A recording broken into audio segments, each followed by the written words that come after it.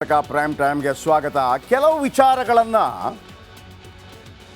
ಜನರ ಮುಂದಿಡಬೇಕು ಅಂತಂದರೆ, ಸರ್ಕಾರದ ಮುಂದಿಡಬೇಕು ಅಂತಂದರೆ ಅದಕ್ಕೊಂದು ಟೈಮ್ ಬರಬೇಕು ಅಂತ ಒಂದು ಮಾತು ಹೇಳ್ತೀವಿ.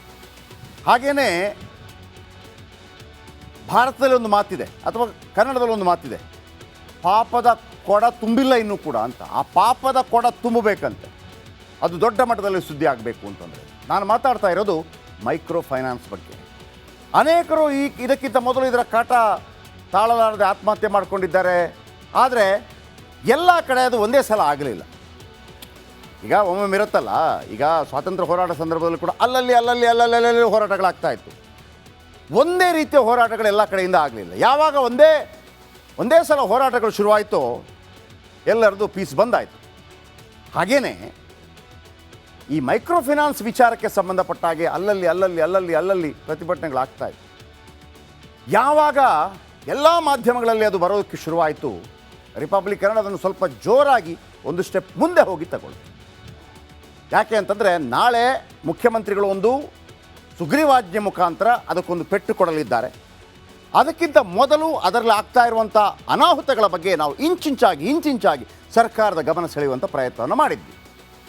ಹಾಗಾಗಿ ರಾಜ್ಯದಲ್ಲಿ ಮೈಕ್ರೋ ಫೈನಾನ್ಸ್ ದಂಧೆಕೋರರ ಕಿರಿಕಿರಿ ಯಾವ ಥರ ಮಿತಿ ಮೀರಿದೆ, ಈ ಬಡ್ಡಿ ಹಾಕುವ ಬಡ್ಡಿ ಮಕ್ಕಳ ವಿರುದ್ಧ ರಿಪಬ್ಲಿಕ್ ಕನ್ನಡ ನಿರಂತರ ಅಭಿಯಾನ ಶುರು ಮಾಡಿದೆ. ನೊಂದ ಕುಟುಂಬಗಳಿಗೆ ನಮ್ಮ ವರದಿ ದೊಡ್ಡ ಮಟ್ಟದಲ್ಲಿ ಧ್ವನಿಯಾಗಿದೆ. ಬನ್ನಿ, ಒಂದು ರಿಪೋರ್ಟ್ ನಿಮ್ಮ ಮುಂದೆ.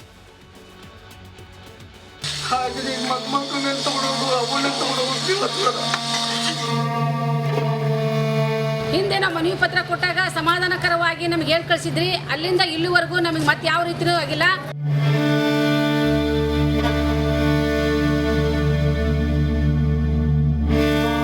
ಅಟ್ಟಹಾಸ.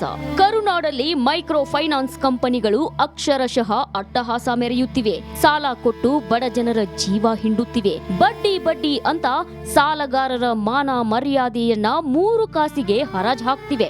ಒಂದಲ್ಲ ಎರಡಲ್ಲ, ಬರೋಬ್ಬರಿ 10 ಮಂದಿ ಸಾಲಗಾರರನ್ನ ಬಲಿ ಪಡೆದು ಬಿಟ್ಟಿವೆ.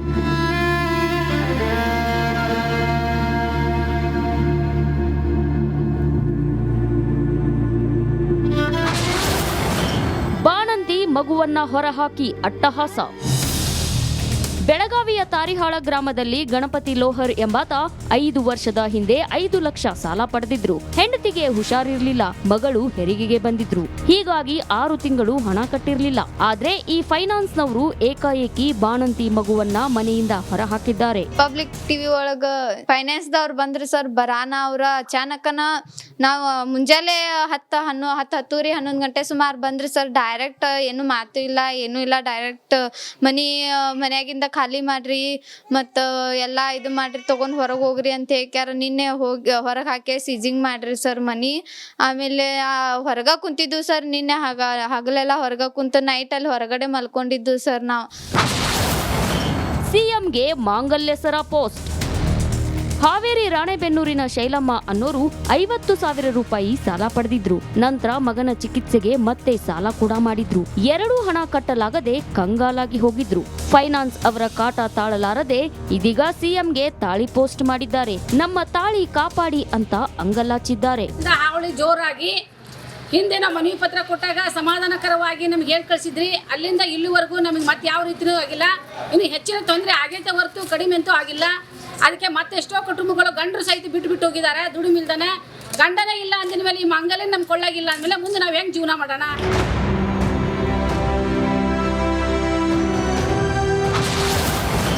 ಸಾಲಗಾರರ ಕಾಟ, ಕಿಡ್ನಿ ಮಾರಾಟ.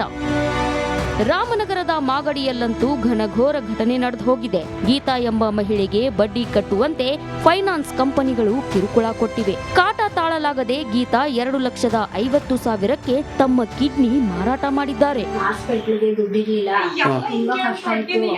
ಅದಕ್ಕೆ ಕೊಡ್ತೀವಿ ಸರ್. ಆಮೇಲೆ ಮೈಕ್ರೋ ಫೈನಾನ್ಸ್ ಸಾಲ ತಗೊಂಡಿದ್ವಿ.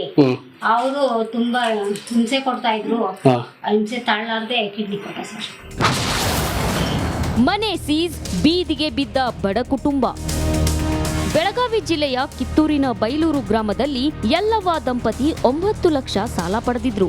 ಈಗಾಗಲೇ 9 ಲಕ್ಷ ಹಣ ಕಟ್ಟಿದ್ದಾರೆ. ಇಷ್ಟಾದ್ರೂ ಇನ್ನೂ 4 ಲಕ್ಷ ಹಣ ಕಟ್ಟುವಂತೆ ಫೈನಾನ್ಸ್ ಕಂಪನಿಗಳು ಕಿರುಕುಳ ಕೊಟ್ಟಿವೆ. ಸಾಲದ್ದಕ್ಕೆ ಯಾರೂ ಇಲ್ಲದಾಗ ಯಲ್ಲವ್ವ ದಂಪತಿ ಮನೆಯನ್ನೇ ಸೀಸ್ ಮಾಡಿದ್ದಾರೆ. ಬಡ್ಡಿ ದಂಧೆಕೋರರ ಅಟ್ಟಹಾಸಕ್ಕೆ ಯುವಕ ಬಲಿ. ಯಾದಗಿರಿ ನಗರದ ಲಾಡೇಜ್ ಗಲ್ಲಿಯಲ್ಲಿ ಮೀಟರ್ ಬಡ್ಡಿ ದಂಧೆಕೋರರು ಅಟ್ಟಹಾಸ ಮೆರೆದಿದ್ದಾರೆ. 35,000 ಸಾಲ ಮರುಪಾವತಿಸೋದು ತಡವಾಗಿದ್ದಕ್ಕೆ ಯಾಸಿನ್ ಮೇಲೆ ದಂಧೆಕೋರರು ಮಾರಣಾಂತಿಕವಾಗಿ ಹಲ್ಲೆ ಮಾಡಿದ್ದಾರೆ. ಚಿಕಿತ್ಸೆ ಫಲಿಸದೆ ಯಾಸಿನ್ ಸಾವನ್ನಪ್ಪಿದ್ದಾನೆ. Bureau report, Republic Kannada. Prime ಟೈಮ್ಗೆ ಸ್ವಾಗತ. ಕೆಲವು ವಿಚಾರಗಳನ್ನು ಜನರ ಮುಂದಿಡಬೇಕು ಅಂತಂದರೆ, ಸರ್ಕಾರದ ಮುಂದಿಡಬೇಕು ಅಂತಂದರೆ ಅದಕ್ಕೊಂದು ಟೈಮ್ ಬರಬೇಕು ಅಂತ ಒಂದು ಮಾತು ಹೇಳ್ತೀವಿ. ಹಾಗೆಯೇ ಭಾರತದಲ್ಲಿ ಒಂದು ಮಾತಿದೆ, ಅಥವಾ ಕನ್ನಡದಲ್ಲಿ ಒಂದು ಮಾತಿದೆ, ಪಾಪದ ಕೊಡ ತುಂಬಿಲ್ಲ ಇನ್ನೂ ಕೂಡ ಅಂತ. ಆ ಪಾಪದ ಕೊಡ ತುಂಬಬೇಕಂತೆ, ಅದು ದೊಡ್ಡ ಮಟ್ಟದಲ್ಲಿ ಸುದ್ದಿ ಆಗಬೇಕು ಅಂತಂದರೆ. ನಾನು ಮಾತಾಡ್ತಾ ಇರೋದು ಮೈಕ್ರೋ ಫೈನಾನ್ಸ್ ಬಗ್ಗೆ. ಅನೇಕರು ಇದಕ್ಕಿಂತ ಮೊದಲು ಇದರ ಕಾಟ ತಾಳಲಾರದೆ ಆತ್ಮಹತ್ಯೆ ಮಾಡಿಕೊಂಡಿದ್ದಾರೆ. ಆದರೆ ಎಲ್ಲ ಕಡೆ ಅದು ಒಂದೇ ಸಲ ಆಗಲಿಲ್ಲ. ಈಗ ಒಮ್ಮೊಮ್ಮೆ ಇರುತ್ತಲ್ಲ, ಈಗ ಸ್ವಾತಂತ್ರ್ಯ ಹೋರಾಟ ಸಂದರ್ಭದಲ್ಲಿ ಕೂಡ ಅಲ್ಲಲ್ಲಿ ಹೋರಾಟಗಳಾಗ್ತಾ ಇತ್ತು. ಒಂದೇ ರೀತಿಯ ಹೋರಾಟಗಳು ಎಲ್ಲ ಕಡೆಯಿಂದ ಆಗಲಿಲ್ಲ. ಯಾವಾಗ ಒಂದೇ ಸಲ ಹೋರಾಟಗಳು ಶುರುವಾಯಿತೋ ಎಲ್ಲರದು ಪೀಸ್ ಬಂದಾಯಿತು. ಹಾಗೇ ಈ ಮೈಕ್ರೋ ಫೈನಾನ್ಸ್ ವಿಚಾರಕ್ಕೆ ಸಂಬಂಧಪಟ್ಟ ಹಾಗೆ ಅಲ್ಲಲ್ಲಿ ಪ್ರತಿಭಟನೆಗಳಾಗ್ತಾ ಇತ್ತು. ಯಾವಾಗ ಎಲ್ಲ ಮಾಧ್ಯಮಗಳಲ್ಲಿ ಅದು ಬರೋದಕ್ಕೆ ಶುರುವಾಯಿತು, ರಿಪಬ್ಲಿಕ್ ಕನ್ನಡ ಅದನ್ನು ಸ್ವಲ್ಪ ಜೋರಾಗಿ ಒಂದು ಸ್ಟೆಪ್ ಮುಂದೆ ಹೋಗಿ ತಗೊಳ್ಳಿ. ಯಾಕೆ ಅಂತಂದರೆ, ನಾಳೆ ಮುಖ್ಯಮಂತ್ರಿಗಳು ಒಂದು ಸುಗ್ರೀವಾಜ್ಞೆ ಮುಖಾಂತರ ಅದಕ್ಕೊಂದು ಪೆಟ್ಟು ಕೊಡಲಿದ್ದಾರೆ. ಅದಕ್ಕಿಂತ ಮೊದಲು ಅದರಲ್ಲಿ ಆಗ್ತಾ ಇರುವಂಥ ಅನಾಹುತಗಳ ಬಗ್ಗೆ ನಾವು ಇಂಚಿಂಚಾಗಿ ಸರ್ಕಾರದ ಗಮನ ಸೆಳೆಯುವಂಥ ಪ್ರಯತ್ನವನ್ನು ಮಾಡಿದ್ವಿ. ಹಾಗಾಗಿ ರಾಜ್ಯದಲ್ಲಿ ಮೈಕ್ರೋ ಫೈನಾನ್ಸ್ ದಂಧೆಕೋರರ ಕಿರಿಕಿರಿ ಯಾವ ಥರ ಮಿತಿ ಮೀರಿದೆ, ಈ ಬಡ್ಡಿ ಹಾಕುವ ಬಡ್ಡಿ ಮಕ್ಕಳ ವಿರುದ್ಧ ರಿಪಬ್ಲಿಕ್ ಕನ್ನಡ ನಿರಂತರ ಅಭಿಯಾನ ಶುರು ಮಾಡಿದೆ. ನೊಂದ ಕುಟುಂಬಗಳಿಗೆ ನಮ್ಮ ವರದಿ ದೊಡ್ಡ ಮಟ್ಟದಲ್ಲಿ ಧ್ವನಿಯಾಗಿದೆ. ಬನ್ನಿ ಒಂದು ರಿಪೋರ್ಟ್ ನಿಮ್ಮ ಮುಂದೆ.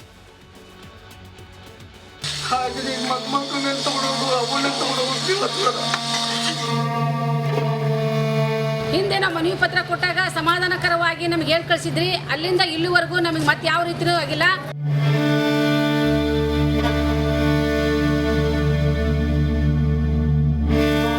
ಅಟ್ಟಹಾಸ.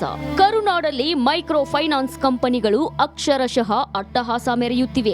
ಸಾಲ ಕೊಟ್ಟು ಬಡ ಜನರ ಜೀವ ಹಿಂಡುತ್ತಿವೆ. ಬಡ್ಡಿ ಅಂತ ಸಾಲಗಾರರ ಮಾನ ಮರ್ಯಾದೆಯನ್ನ 3 ಕಾಸಿಗೆ ಹರಾಜ್ ಹಾಕ್ತಿವೆ. ಒಂದಲ್ಲ ಎರಡಲ್ಲ, ಬರೋಬ್ಬರಿ 10 ಮಂದಿ ಸಾಲಗಾರರನ್ನ ಬಲಿ ಪಡೆದು ಬಿಟ್ಟಿವೆ.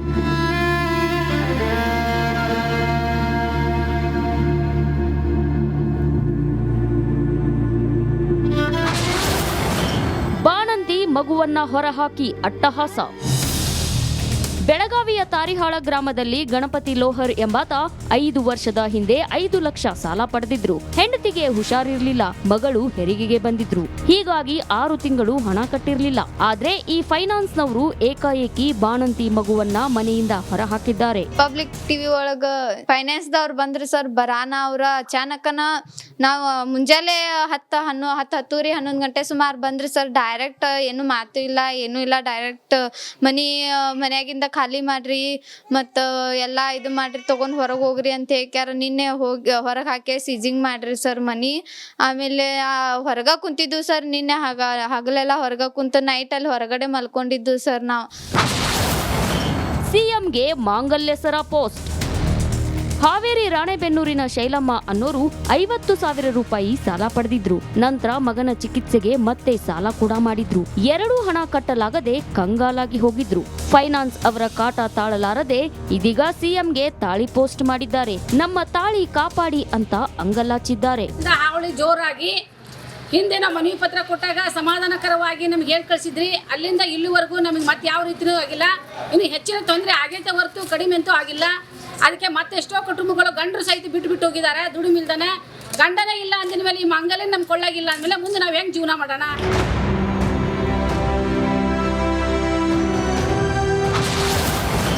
ಸಾಲಗಾರರ ಕಾಟ, ಕಿಡ್ನಿ ಮಾರಾಟ.